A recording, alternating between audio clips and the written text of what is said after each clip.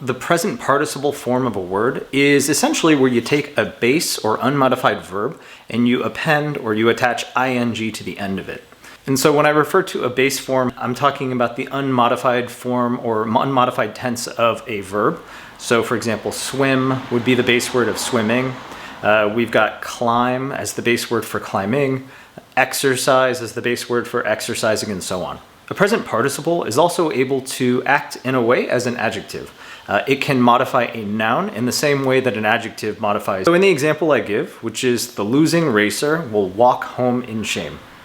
It's kind of a bummer example, but all right. So losing itself is a verb. However, looking at the way that it's being applied to this sentence, it's used to describe the noun, which is the racer in the sentence, or subject.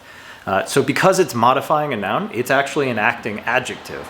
So this is an example of a present participle, which not only behaves as both a verb, but also an adjective, depending on the context of it. And there's a lot of other examples you can think of, like, oh, the winning lottery ticket was worth $1 million, right? So the lottery tickets are a noun, it's the subject of our sentence. Winning is actually used to describe that lottery ticket, even though it's a verb.